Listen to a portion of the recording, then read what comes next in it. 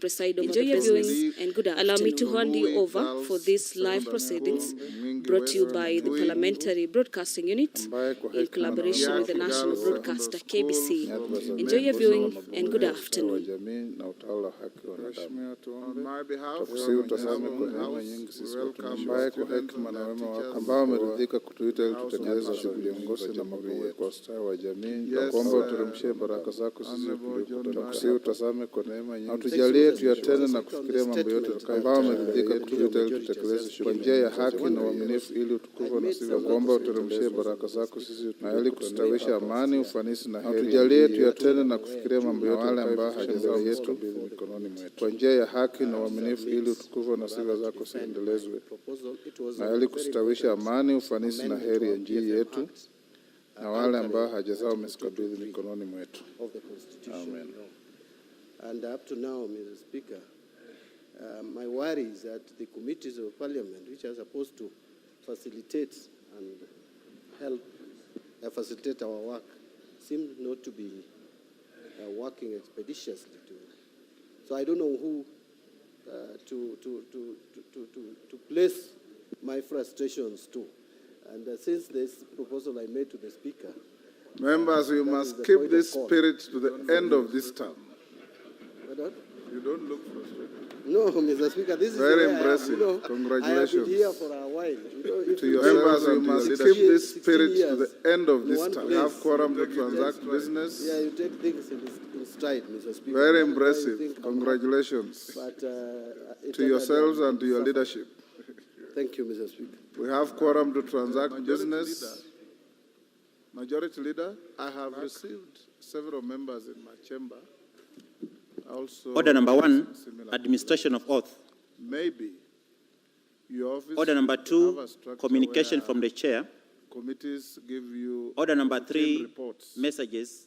Maybe fortnightly. Order number 4, petitions. On the amount of work referred to them. Order number 5, papers. So far. So that way you'll also be abreast with whatever is going on, and on an issue like this, you can be able to respond instantaneously. But I've received at least 4 or 5 members with similar concerns. Honorable Speaker, yes, I beg to lay the following papers on the table of the House today, Tuesday, February 2024.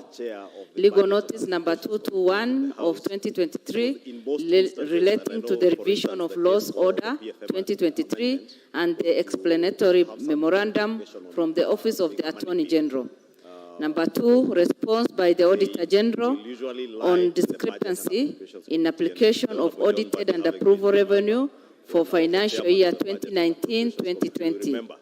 3, the quarterly economic and budgetary review reports for the financial year 2023-2024 from the National Treasury.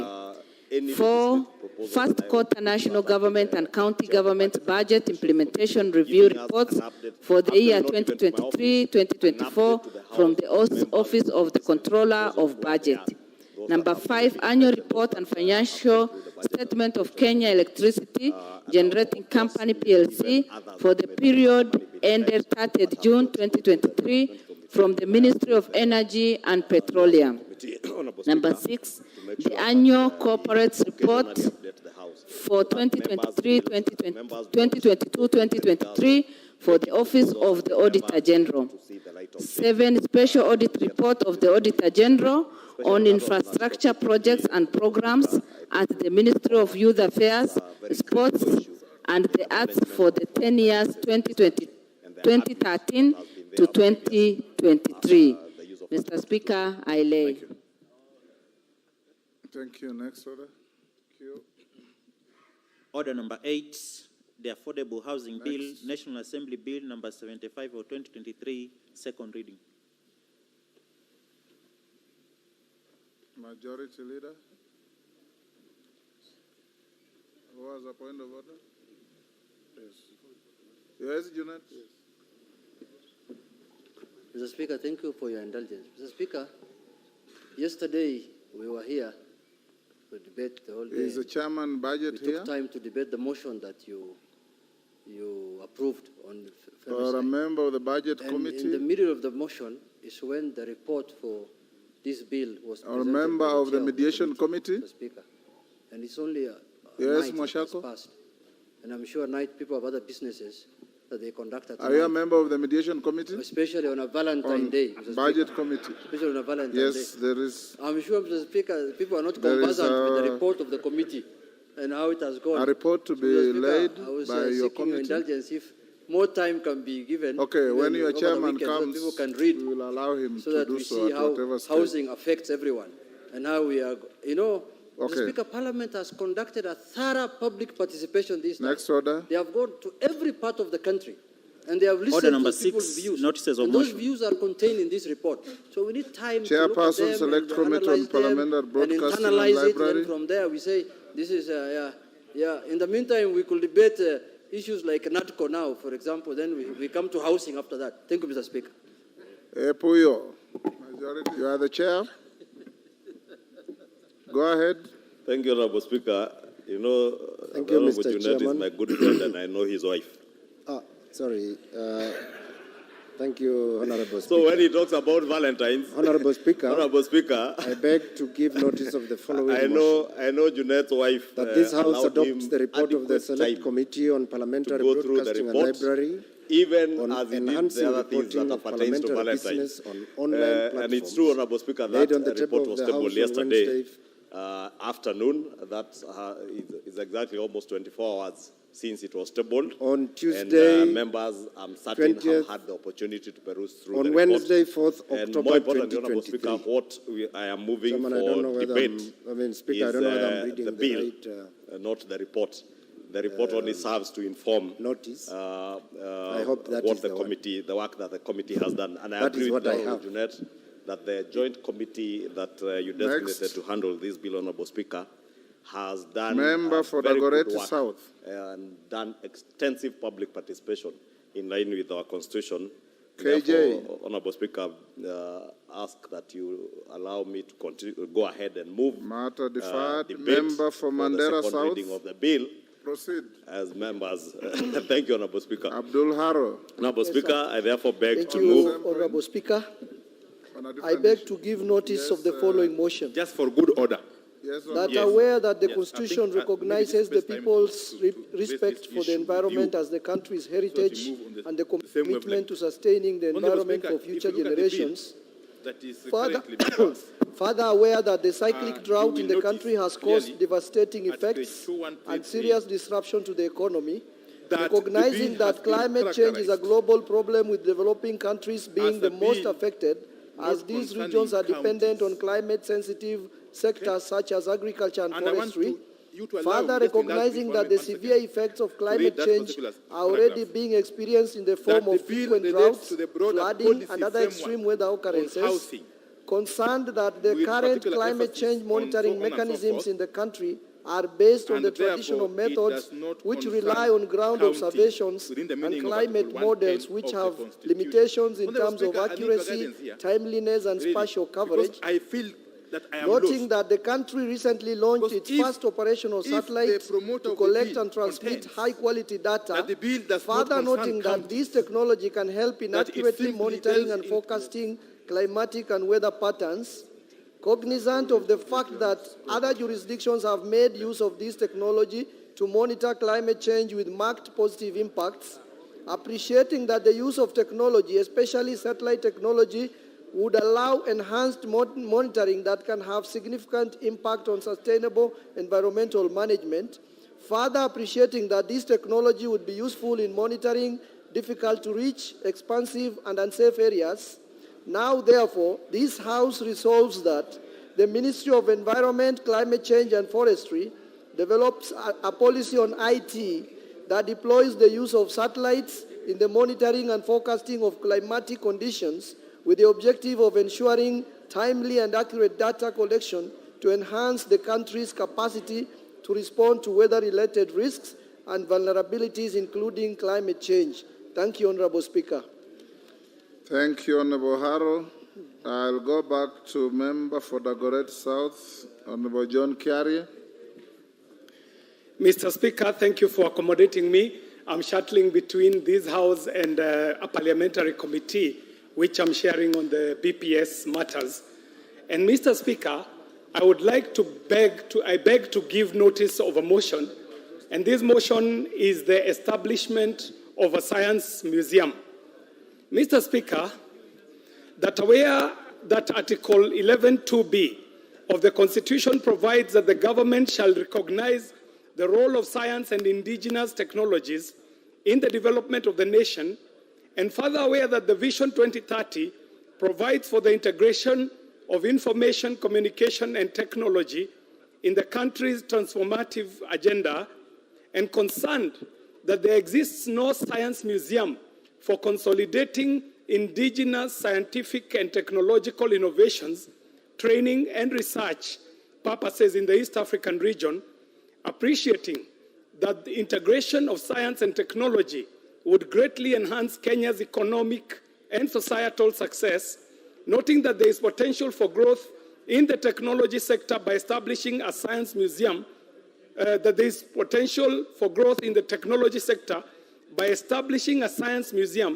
and further noting that the informal science education plays a key role in the progression of science, technology, engineering, and mathematics, which is commonly known as STEM, acknowledging that the science museums operate as the nexus between science practitioners, policymakers, and the public, cognizant of the fact that a science museum in the country would greatly impact on the economy of the country in the quest to become an industrialized nation. Now, therefore, this House resolves that the national government, through the relevant ministries, establishes and operationalizes a science museum in the country. Thank you very much, Mr. Speaker. Thank you, KJ. Next, Chairperson, Mediation Committee, Dean Dinyoro. He's not here yet. Mwashako. I thought Honorable Mwashako.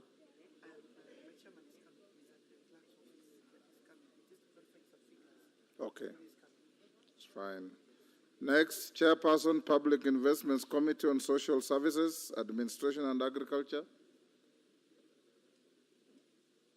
Honorable Wangwe. Thank you, Honorable Speaker.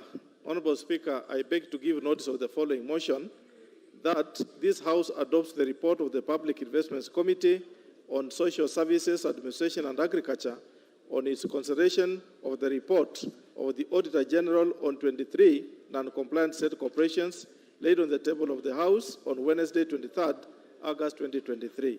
Thank you, Honorable Speaker. Thank you. We'll come back to that order when Ndindi comes in. Go to order number 7.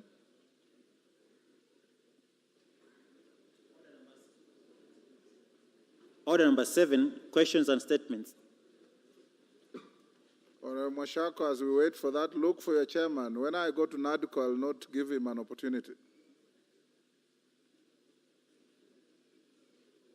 Order number 7, statement by a member for Kigumo, Honorable Munyoro.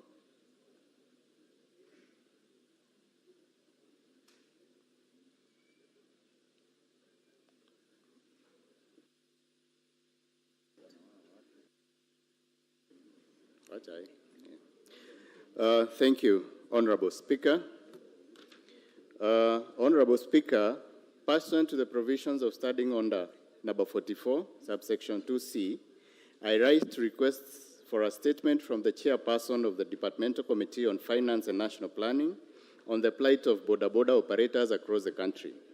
Honorable Speaker, the border sector has emerged as one of the key sectors driving the uptake of the Buy Now, Pay Later, BNPL models for purchase of various merchandise, including motorcycles.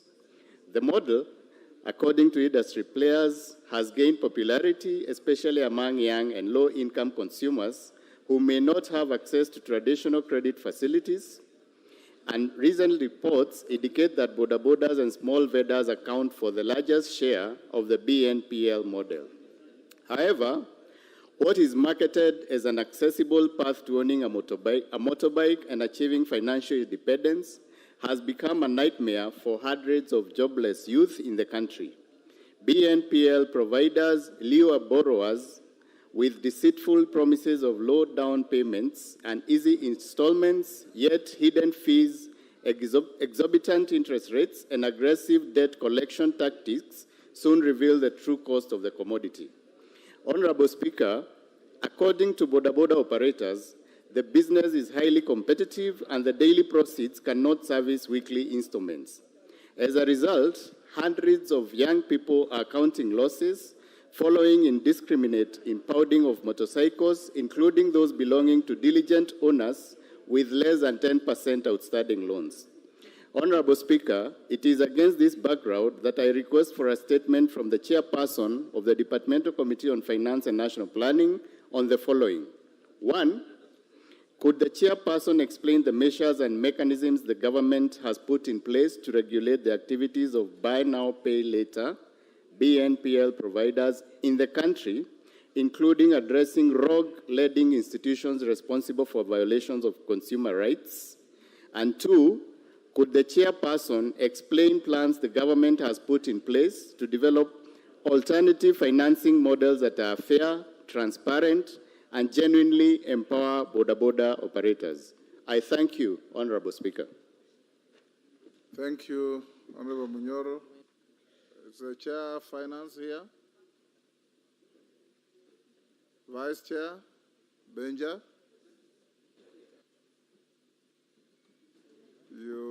Thank you, Honorable Speaker. We shall take the request to the committee and process it and table the statement as soon as possible. You can bring a response in 2 weeks? Yes. Okay. Yeah, 2 weeks, yeah. Next, a member for Kirinyaga County, Jen Jerry. Yes, is that DK? Why are you raising your hand? Thank you, Mr. Speaker, and I would like to take this opportunity. The reason why I'm raising my hand is that because we are on statements, and there is a statement I had requested from the chair for security in terms of the events that happened in Matunda, where one lady was killed by robbers. Up to today, we have not gotten any substantial statement on the matter. You are directed to the Committee on Security. On security, yes. The Committee of Tongoyo. Is Tongoyo in the House? Razo? When do you bring the response to Kimutai's request? Give Honorable Razo the mic. Thank you very much, Honorable Speaker. I think as you said at the beginning of this session, that matter has been overtaken by... It elapsed. It elapsed. Yes. But already the matter is before the Ministry of Interior, and we can still pursue because it's a security matter. So security matters should not be allowed to just go down the drain. We will request for about 2 weeks to be able to respond to the Honourable Member. Thank you, Honourable Speaker.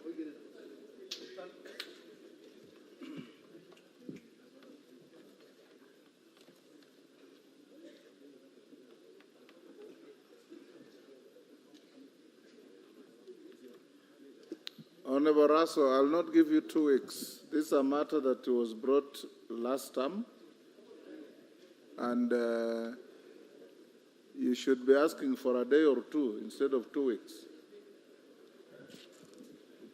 Mr. Speaker, I'm well guided. Can you bring a response on Tuesday? On Tuesday? Tuesday afternoon? Guided, Honourable Speaker. Excellent. Is a member for Kirinyaga? Yes, Honorable Jared Okello. Honorable Speaker, I thank you very much. Last week, Honorable Speaker, you did give a very detailed report on how to handle issues that lapsed with the session pertaining to questions and statements. But, Honorable Speaker, I want to bring to your attention that towards the end of last session, there were 2 petitions that were properly debated before this House. And it did generate, both of them did generate a lot of interest from members. And this pertains to hardship allowance by Nyatike constituency and another one that I cannot remember. But we realize that this is a matter that does cut across most of the constituencies, Honorable Speaker. Whereas you may not have delved into petitions as regards lapsing of such issues, Honorable Speaker, the importance of this matter, Honorable Speaker, if you were to invoke the inherent powers of the Speaker, I would kindly request you to allow the petition committee to proceed with this matter, Honorable Speaker, so that we can come to a conclusion that will be beneficial to most members in this House, Honorable Speaker. Otherwise, reinventing the wheel may turn out to be quite untidy and may not sit well with members in this House, Honorable Speaker. Honorable Jared, if you listen to my communication properly, I never mentioned petitions. Petitions don't lapse with the end of the term.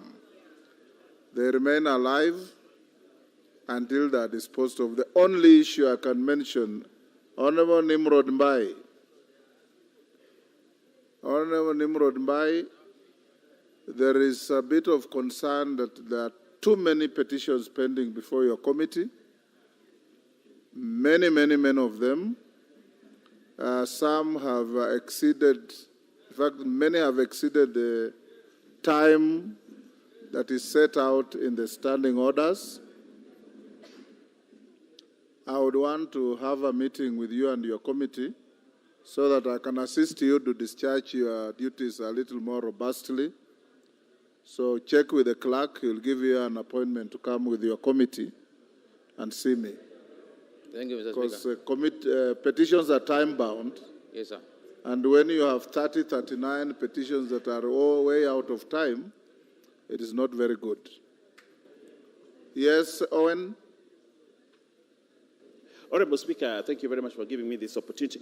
Just on the same note, Honorable Speaker, you see this Petitions Committee came into life in this Parliament, 13th Parliament.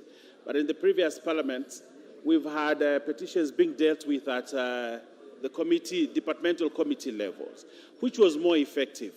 As we review our standing orders, Honorable Speaker, I would urge that we revert back where we have more expert opinion at the departmental level and where actually we'll be able to fast-track these petitions. Otherwise, Kenyans that have sent petitions to this House are suffering. Members of Parliament who have also sent petitions to this House are suffering. I don't think Honorable Mbai and his committee are incompetent, that the work is too much for them, and the subjects are too diverse, and they may not be able to take care of them at the right time. So I urge this House that we need to look at our standing orders so that petitions go back to the committees so that we can fast-track work. I thank you, Honorable Speaker. Yes, Kamket.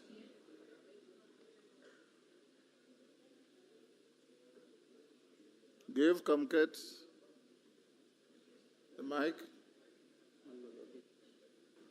There you are. Thank you. Mr. Speaker, I want to add to what you mentioned. And indeed, Mr. Speaker, I am one of those people whose constituents have brought a petition here through our women rep.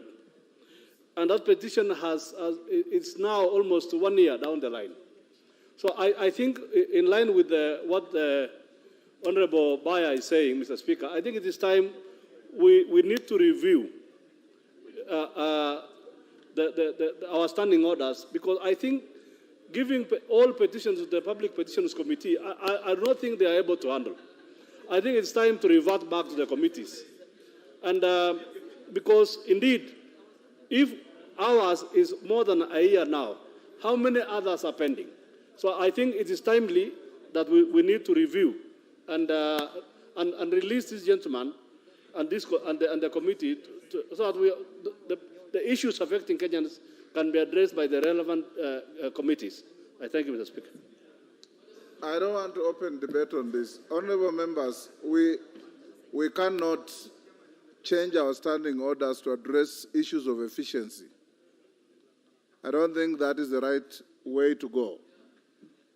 I have asked the Honorable Mbai, and I'll direct the majority leader that the clerk will give you an opportunity to come with the Petitions Committee to see me so that we can address any difficulties they have in processing petitions. The reason this committee was set up was to offload the bulk of work from committees to give them time to do their work. Because committees, I'm told, were spending inordinately large amounts of time on petitions against their core business. What we need to do is to inject more energy and vigor in the Petitions Committee headed by the Honorable Nimrod, and we will assist them to do so. We cannot change the law because we are not moving fast enough. Yes, Junet.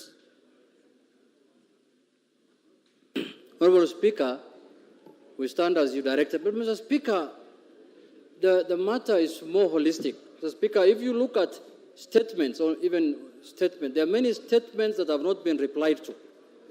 Mr. Speaker, if you take a case like what Honorable DK has just raised, somebody has lost his life or her life, and a year down the line, there is no response to that death. Mr. Speaker, it looks like the people who are responsible to give the explanations, that's the executive, are not taking this matter very serious, Mr. Speaker. That this response, this is the only place they can be held accountable, Mr. Speaker. And our mandate as Parliament is very clear. Legislation, oversight, and representation, Mr. Speaker. There is no any other organ that can oversight the executive, Mr. Speaker. So when we are asking for these questions, it is not a favor they are doing. It is a constitutional mandate that they are supposed to execute, Mr. Speaker. So, Mr. Speaker, we need to enforce it properly.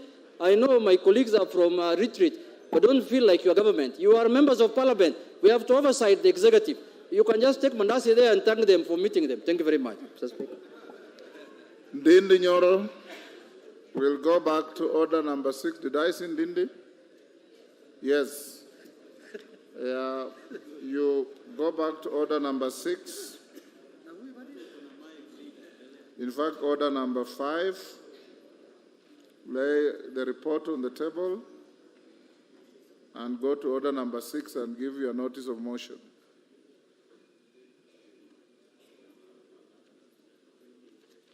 Thank you very much, Honorable Speaker. Honorable Speaker, I wish to lay the following papers before the House: the report of the Mediation Committee on the County Government's Additional Allocation Bill, National Assembly Bill number 23 of 2023. Now go ahead with the notice of motion.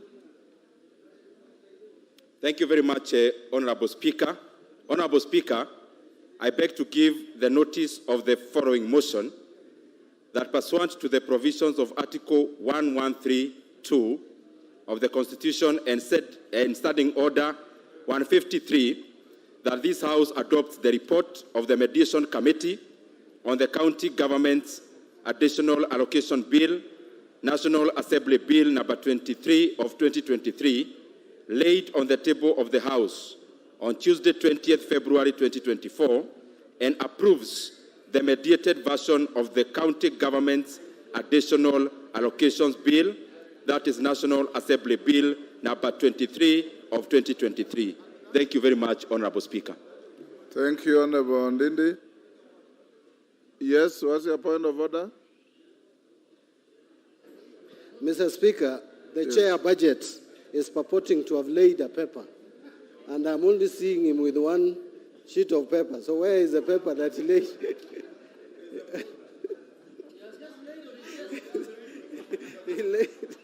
he laid it on his desk. Chairman, have you laid the paper on the table? Yeah? Thank you very much, Honorable Speaker. Yes. As you are aware, the papers are already late.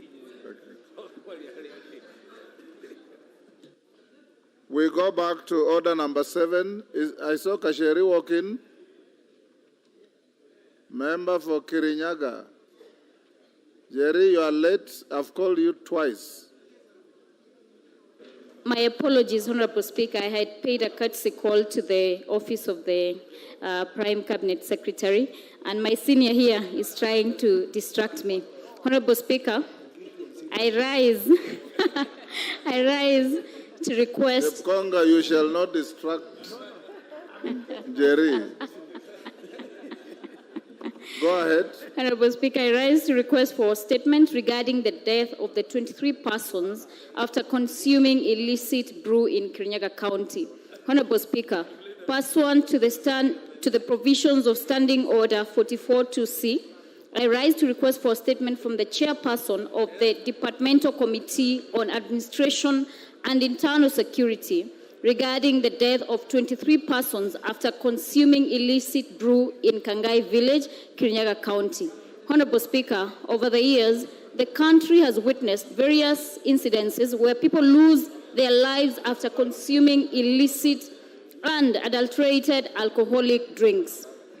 The most recent occurrence happened in Kangai Village in Kirinyaga County on 6th of February 2024, where 23 persons died while several others lost their sight after consuming illicit alcohol suspected to have expired and with a high concentration of ethanol. It is feared that the death toll may rise since conditions of victims who are receiving treatment has been deteriorating.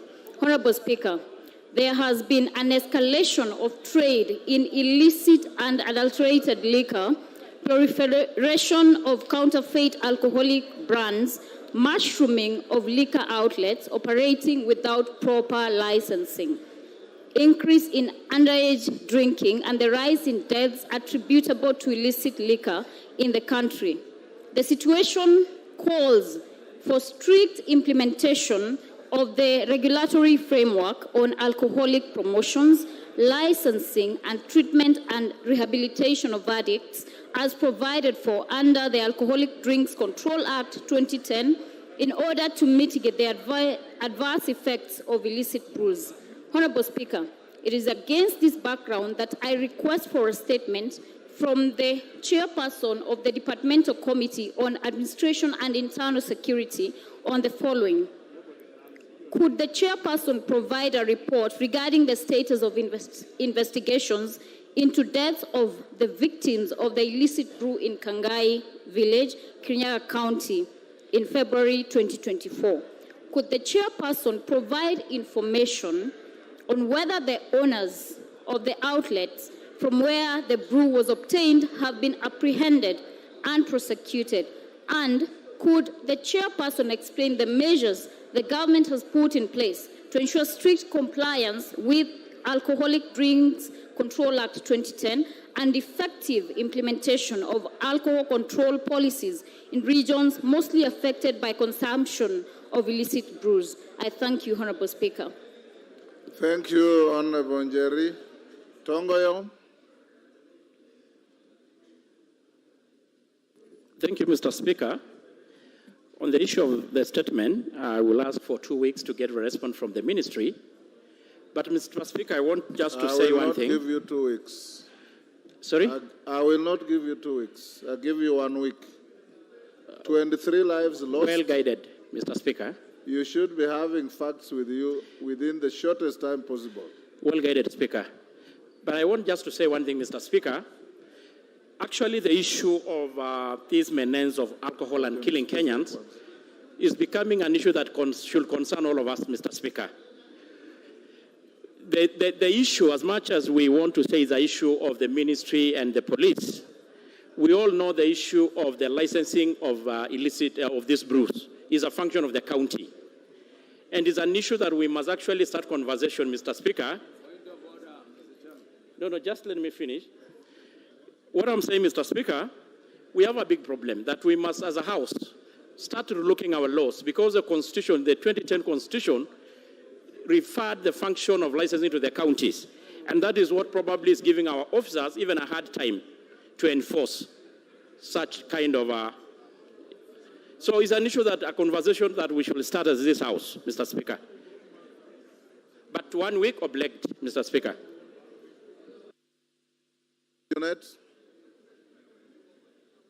Mr. Speaker, I listened to the chair carefully, Mr. Speaker, and he's saying that the licensing of bars is a function of county government. But, Mr. Speaker, county governments license bars. They don't license illicit brews.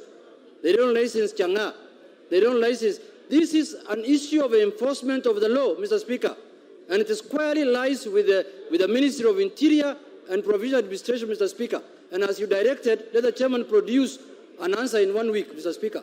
Let us not scapegoat that this county, it is an issue of enforcement of the law, Mr. Speaker. Yes, Rendikiri.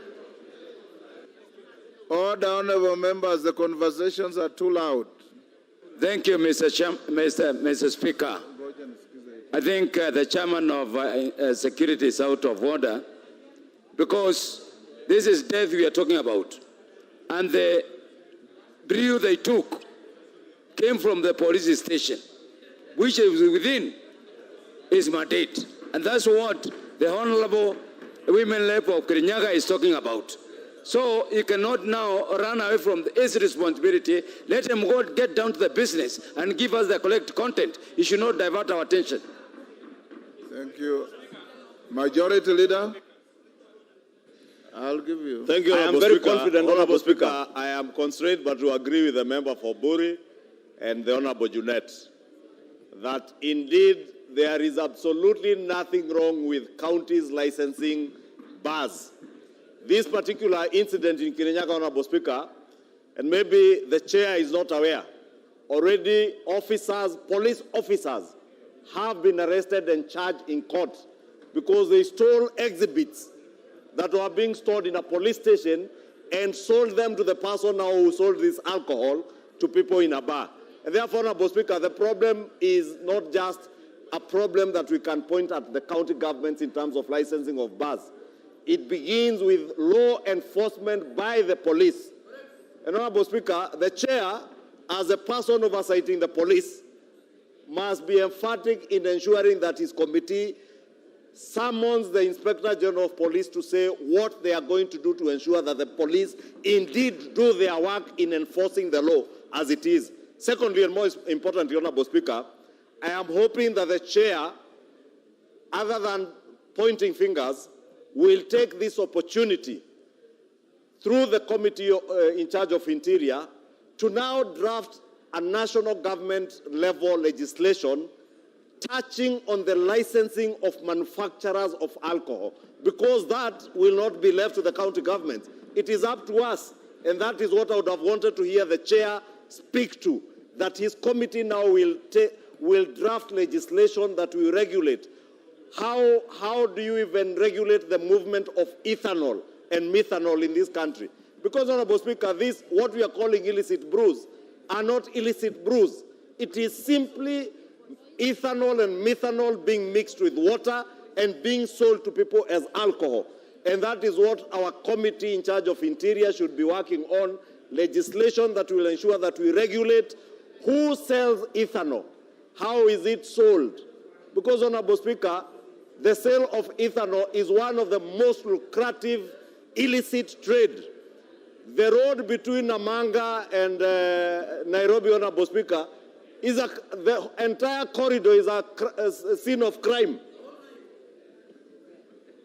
And the chair should know, from the Namanga border to Nairobi is an entire scene of crime.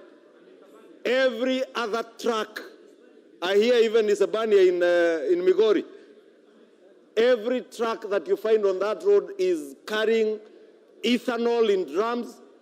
This ethanol is disguised with onions and tomatoes.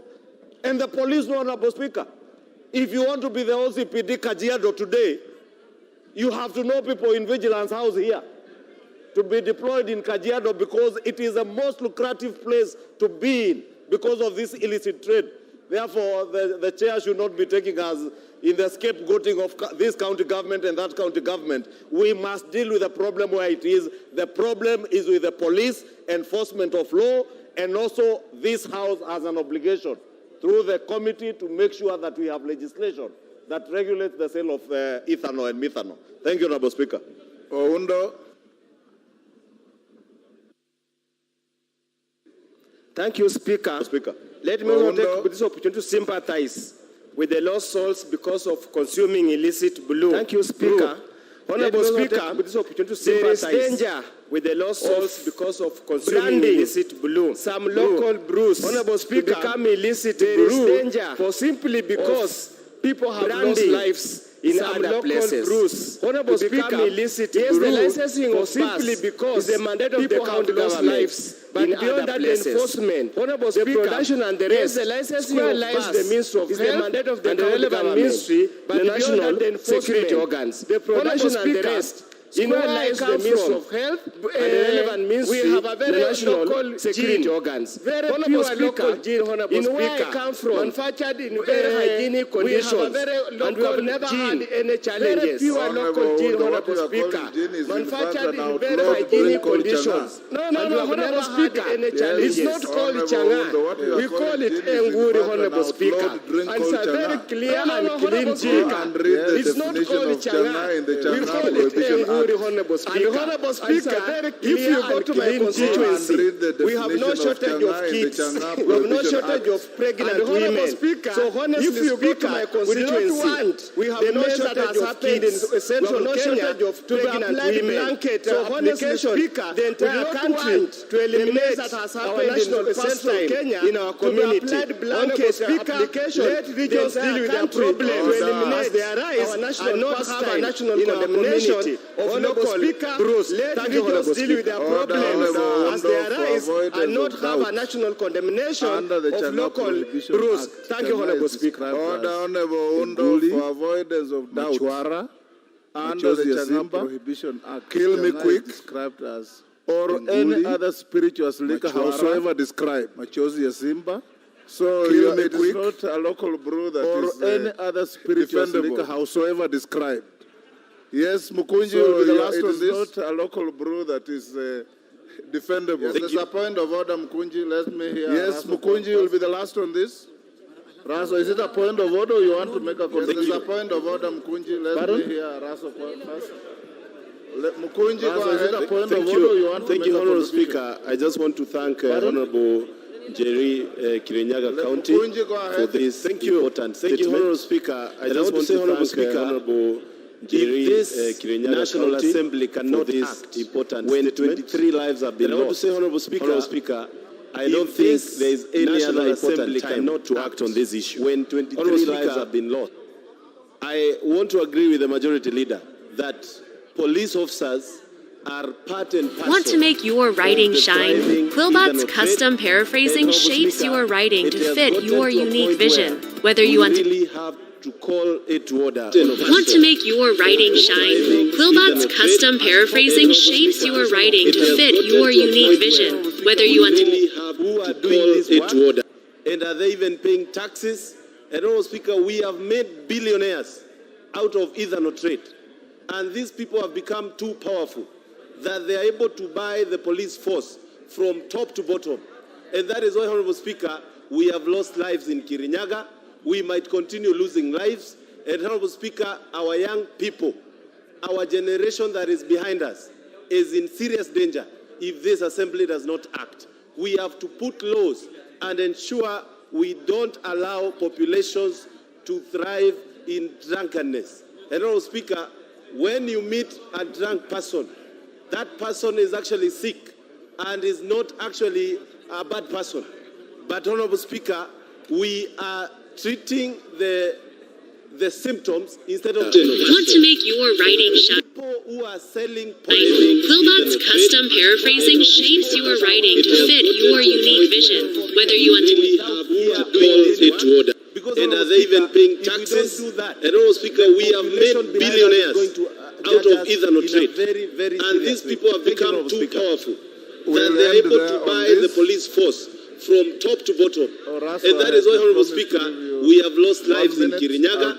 We might continue losing lives. And Honorable Speaker, our young people, our generation that is behind us is in serious danger if this assembly does not act. We have to put laws and ensure we don't allow populations to thrive in drunkenness. And Honorable Speaker, when you meet a drunk person, that person is actually sick and is not actually a bad person.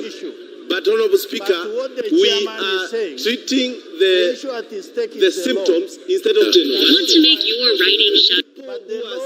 Quillbot's custom paraphrasing shapes your writing to fit your unique vision, whether you want to... We are doing it to order. And are they even paying taxes? And, Honorable Speaker, we have made billionaires out of ethanol trade. And these people have become too powerful that they are able to buy the police force from top to bottom. And that is why, Honorable Speaker, we have lost lives in Kirinyaga. We might continue losing lives. And, Honorable Speaker, our young people, our generation that is behind us is in serious danger if this assembly does not act. We have to put laws and ensure we don't allow populations to thrive in drunkenness. And Honorable Speaker, when you meet a drunk person, that person is actually sick and is not actually a bad person. But, Honorable Speaker, we are treating the symptoms instead of... Want to make your writing shine? Quillbot's custom paraphrasing shapes your writing to fit your unique vision, whether you want to... And are they even paying taxes? And, Honorable Speaker, we have made billionaires out of ethanol trade. And these people have become too powerful that they are able to buy the police force from top to bottom. And that is why, Honorable Speaker, we have lost lives in Kirinyaga. We might continue losing lives. And, Honorable Speaker, our young people, our generation that is behind us is in serious danger if this assembly does not act. We have to put laws and ensure we don't allow populations to thrive in drunkenness. And, Honorable Speaker, when you meet a drunk person, that person is actually sick and is not actually a bad person. But, Honorable Speaker, we are treating the symptoms instead of... Want to make your writing shine? Quillbot's custom paraphrasing shapes your writing to fit your unique vision, whether you want to... And are they even paying taxes? And, Honorable Speaker, we have made billionaires out of ethanol trade. And these people have become too powerful that they are able to buy the police force from top to bottom. And that is why, Honorable Speaker, we have lost lives in Kirinyaga. We might continue losing lives. And, Honorable Speaker, our young people, our generation that is behind us is in serious danger if this assembly does not act. We have to put laws and ensure we don't allow populations to thrive in drunkenness. And, Honorable Speaker, when you meet a drunk person, that person is actually sick and is not actually a bad person. But, Honorable Speaker, we are treating the symptoms instead of... Want to make your writing shine? Quillbot's custom paraphrasing shapes your writing to fit your unique vision, whether you want to... And are they even paying taxes? And, Honorable Speaker, we have made billionaires out of ethanol trade. And these people have become too powerful that they are able to buy the police force from top to bottom. And that is why, Honorable Speaker, we have lost lives in Kirinyaga. We might continue losing lives.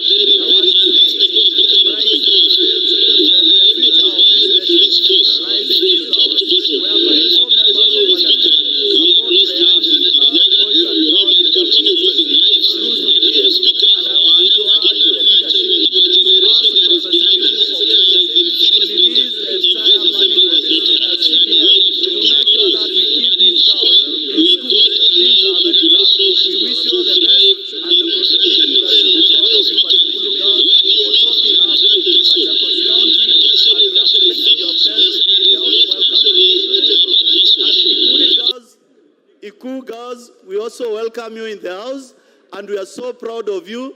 And Mr. Speaker, there is a joke going around that the girl child is being favored. We want to urge members also look at the boy child. God bless you. God bless Kenya.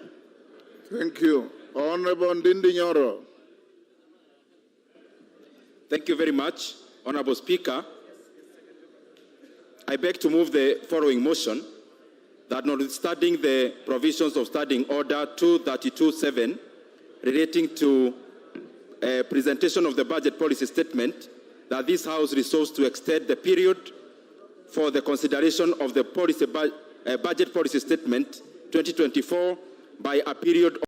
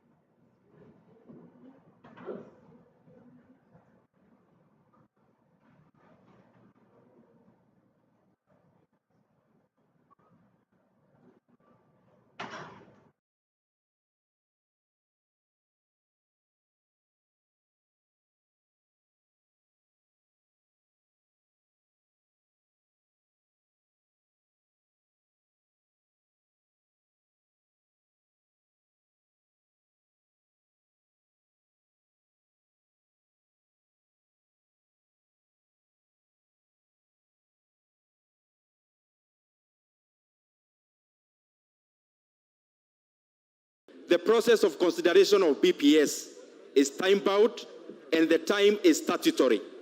Honorable Speaker, there cannot be a lot of negotiations. The process of consideration of BPS is time-bound and the time is statutory. Honorable Speaker, there cannot be a lot of negotiations.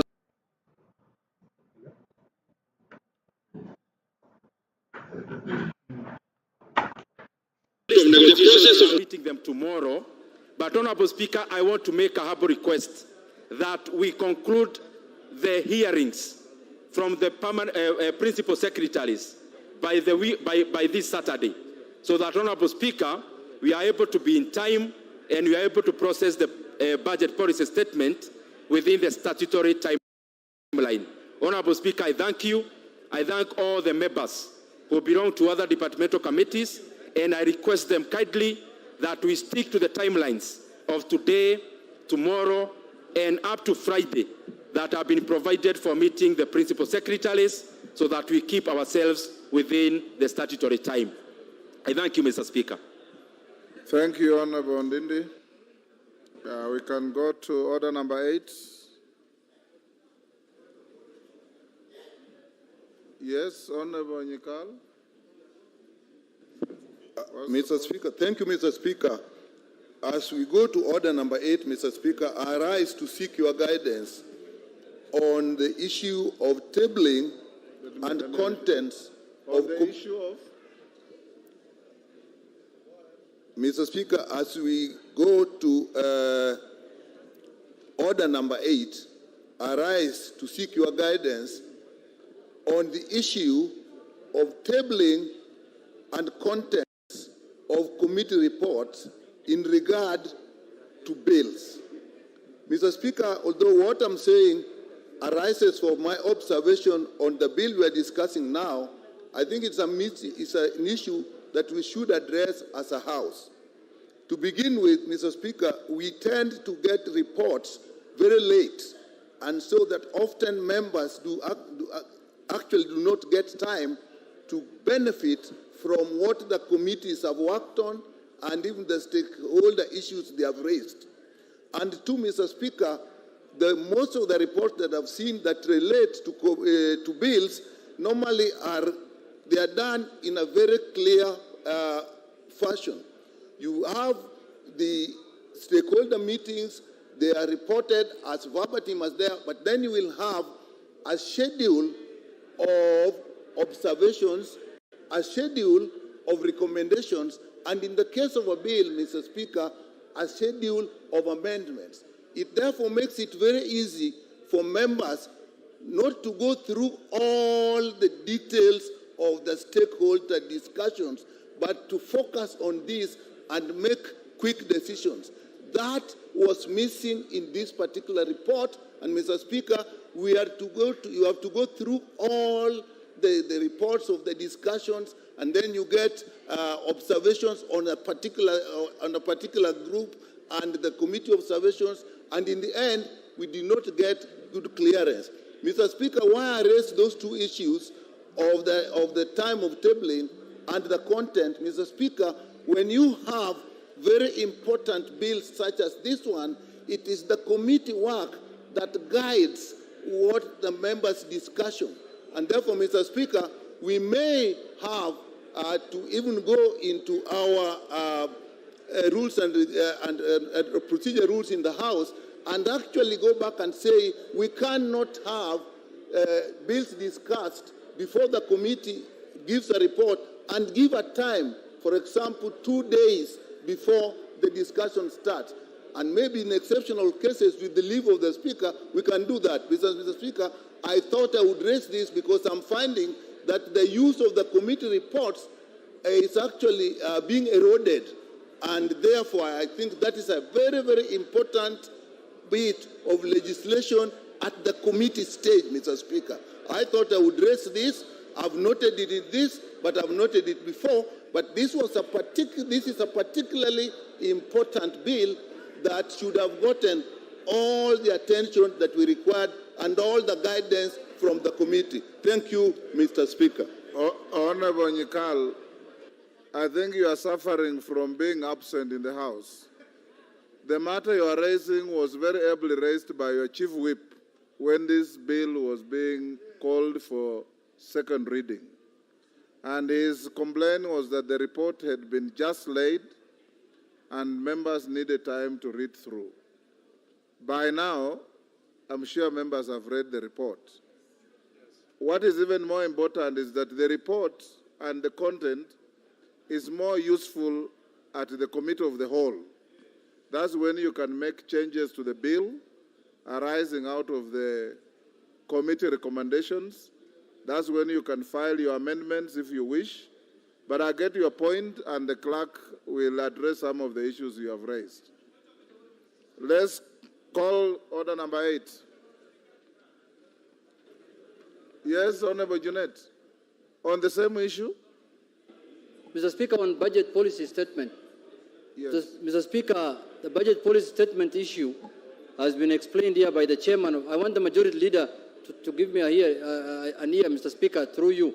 Mr. Speaker, the budget policy statement is one of the most important documents in the budget-making process in this House, Mr. Speaker. And, Mr. Speaker, it was supposed to be laid here by 15th of February, Mr. Speaker, and we are already late by 5 days. Today is 20th, Mr. Speaker. It was late, but we have lost time. Mr. Speaker, I'm of the view that going forward, it is either we change our standing orders so that it can be committed to relevant committees when we are away, or we change the Public Finance Management Act so that the timelines can be increased from 14 days to 21 days, Mr. Speaker. Mr. Speaker, this is the document that informs how our budget will look like in the next financial year, Mr. Speaker. And I know members are asking, are we implementing it? But this is the framework. This is the document that every member must take very, very serious, Mr. Speaker. Mr. Speaker, I want to urge through the majority leader that bring an amendment to the Finance Act so that we can increase the timeline. Thank you very much, Mr. Speaker. Honorable Junet, again, what you are complaining about has actually been, the standing order said it has to be laid by 15th. It was laid on the 15th. And it has to take 14 days. Ndindi Nyoro has asked that we extend by 7 days to 21 days. So your worries are taken care of. Next order. Order number 8, the Affordable Housing Bill, National Assembly Bill number 75 of 2023, second reading.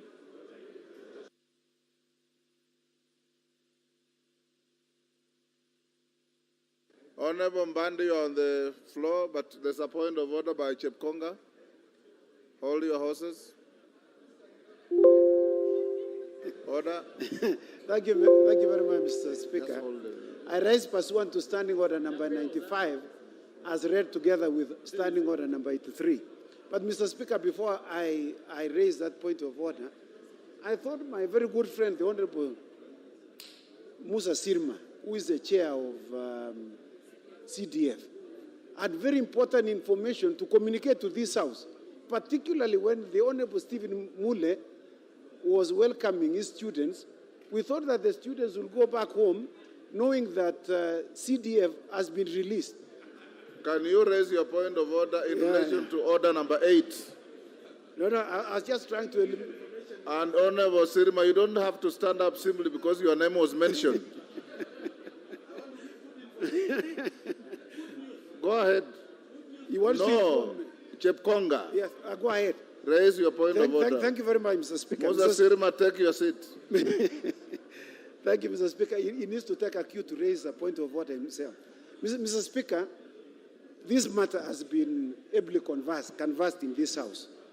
And, Mr. Speaker, without anticipating debate in the next standing order, in the next debate, Mr. Speaker, which is extremely very important, it has exercised the minds of Kenyans. What is your point of order? Mr. Speaker, my point of order, would I be in order in accordance with Standing Order number 95, as read together with 83, that the Speaker be called upon to reply, not the mover be called upon to reply, because this matter has already been spent, Mr. Speaker. In fact, when issues were discussed the last time, what I wanted to discuss, Mr. Speaker, was also being discussed by another member. So I thought I became redundant. So I thought it is important that the mover be called upon to reply so that we can move to the most important debate, which is disturbing Kenyans, and we need to sort out this before Baba is appointed as the chairman of AU. I thank you, Mr. Speaker. Before I exercise that discretion, I'll allow Honorable Mbandi, who is a ranking member of this House, to exhaust his time. Mr. You have a Speaker. point of order, Honorable Otienda Molo.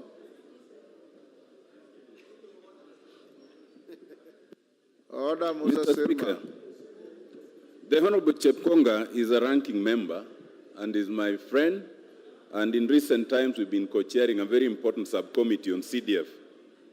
But Mr. Speaker, when he stands on Standing Order 95 to persuade you to exercise your discretion, knowing that on the day the debate on this matter started, I and him were busy representing this House in another important matter, and I, among others, have not had the opportunity to say a bit. He is not only misleading, he is being unfair to the rest of us. So, Mr. Speaker, I want to urge you not to accept that invite.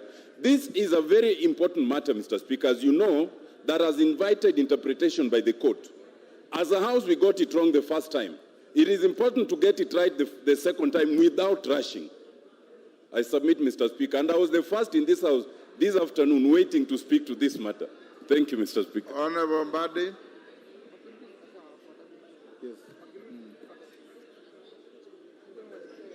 Thank you, Mr. Speaker. Mr. Speaker, I think I had 3 minutes left to make my contribution. And Mr. Speaker, there is something that worries me with this bill. Looking at clause number 4, and a few members have spoken to it, in an effort for the government or the executive to beat, or rather to correct, what was said in court, they are creating a bigger problem to the people of Kenya. And Mr. Speaker, if you look at clause 4, where the levy is being levied or imposed, then it says that there is imposed a levy known as the Affordable Housing Levy, and that the levy shall be at the rate of 1.5% of the gross salary of an employee, or the gross income of a person received or accrued, which is not subject to the levy under paragraph A. Mr. Speaker, we are exposing Kenyans now, including even Mama Mboga in the streets, who are promised that this levy will only affect those who are salaried and who have a pay slip, to unnecessary harassment by Kenya Revenue Authority. Mr. Speaker, to impose this levy on people who don't have salary is going to be a nightmare. And what we are doing, in short, is to allow the Kenya Revenue Authority officers to now be snooping and harassing Kenyans, including even farmers, Mr. Speaker. Because what this particular provision means, in short, is that if you go to your farm, get your maize, and you sell it, you are supposed to be taxed, or a levy is supposed to be imposed on the produce that you get from your shamba. Gross of it, not even removing the cost of producing maize. This is punitive, and this is one of the worst legislations that can ever be passed in a house like this. Mr. Speaker, unless there is going to be an amendment to remove this or to make it implementable, Mr. Speaker, this particular provision should not be allowed to stand. Mr. Speaker, I don't want to go any further. I can see the leader of majority is gesturing, I don't know for what. But Mr. Speaker, I've just mentioned that... Order, honorable members, order. Order, double N. Order. Is that Ngeleche or double N? The exuberance and loud conversations are disrupting even the speaker to hear what the member on the floor is saying. Mr. Speaker, what I was saying was very important, so I may need to repeat it. Mr. Speaker, the provision under clause 4 is very, very, very dangerous. And I would urge that this matter is looked into, because now, Mr. Speaker, those farmers in the village who, after producing their crops, sell their produce, will be required to surrender 1.5% of the gross produce to this housing levy. Mr. Speaker, this is punitive. This is going to lead to unnecessary harassment of ordinary Kenyans by Kenya Revenue Authority. And I can see Leader of Majority is laughing. He actually said when he was moving this motion that they are very happy because government is going to receive more money. But why should you be happy when the same hustlers are suffering, Mr. Speaker, just because you are getting more money to do things that are not so clear, like housing, providing houses to people who we don't even know. Mr. Speaker, this is something that needs to really be looked into and removed from this law, even though the judiciary mentioned about discrimination. There should be a better way, a more Honorable members, I have been moved to call the mover to reply, but I'll give Honorable Otienda Amolo and one other member this side, then I call the mover to reply. Otienda Amolo? Okay.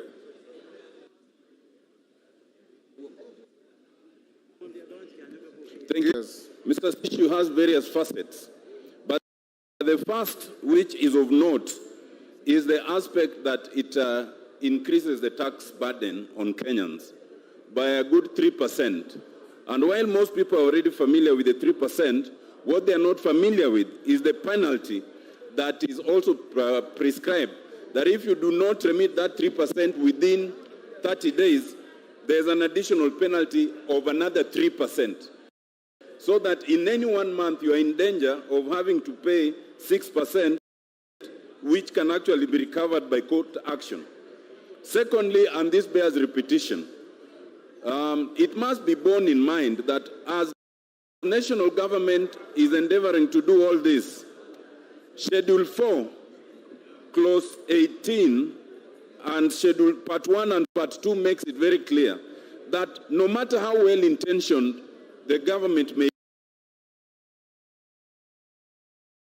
be, housing still remains a county function,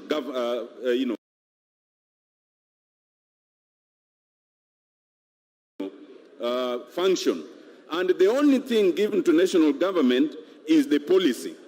This bill is not prescribing policy, it's prescribing the way of doing it. That will remain unconstitutional no matter how you couch it. Thirdly, Mr. Speaker, in terms of counties, this bill is very strange.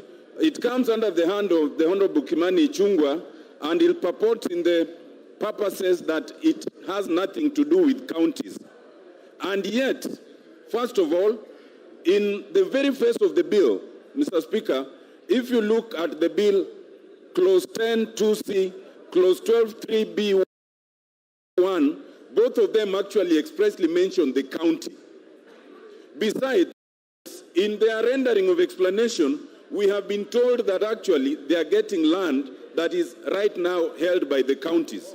You cannot get land from the counties and say the bill does not concern counties by definition and by law. It means by whatever formulation, the bill must also involve the Senate, and it must also involve discussion with the county governments. Mr. Speaker, the question of land is not clear. This bill proceeds as if these units will be built in the air. There is no attempt to talk about land acquisition at all. In fact, more importantly, under the Constitution, whether it's land held on behalf of the county or on behalf of the national government, it is only the National Land Commission that is authorized to allocate that land. The bill does not even recognize the National Land Commission, and I've seen the submission by the Commission itself. It was persuading the committee to have provisions on the process of land acquisition. Otherwise, you'll end up putting public money in land that is not even owned by the public. Mr. Speaker, this bill, in a very serious manner, makes several aspects that are very unclear. First, in terms of ownership. It does not make it clear whether we are talking of affordable ownership of houses or affordable rental of houses. It is totally confused. And if you look at Section 10 and 37 as read together, it's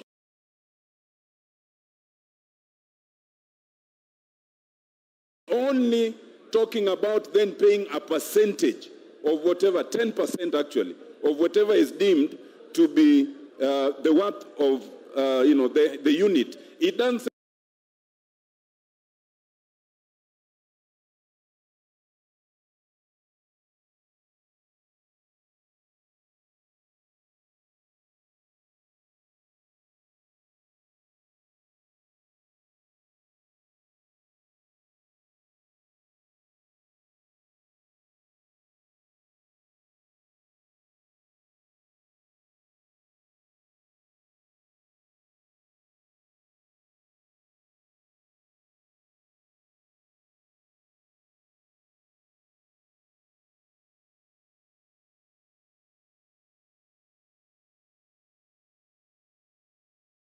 say whether it's 10% represent the purchase price or the rental price. This bill again, Mr. Speaker, in trying to talk of administration, it becomes very confusing. In Section 11, the money is supposed to be divided 3 ways.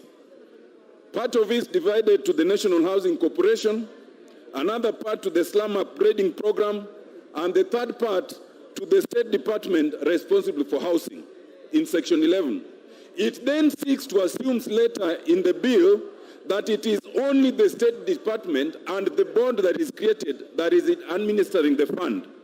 The truth is, once you allocate land to the National Housing Corporation, to the slum upgrading fund, you have no means under the bill of then superintending it. It means that only 1/3 of the money allocated under this bill will be superintended by the board that is created.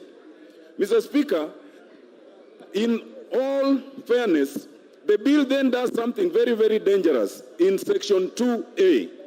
And, Mr. Speaker, we all know that the collector of taxes is the Kenya Revenue Authority. But this Section 2A then authorizes any other person appointed by the Cabinet Secretary for the time being responsible for National Treasury for the purposes of collection of funds under this Act. We are enabling an entity who is not even said to be a government entity to collect government taxes. We must be the only country that can do such a thing. And besides, you know that later on, 2% of the monies allocated are then allowed to be retained by this actor. Who is this person that we are giving the possibility of collecting monies that belong to Kenyans under this fund? Mr. Speaker, I wish to submit that however well-intentioned, this bill still requires a lot of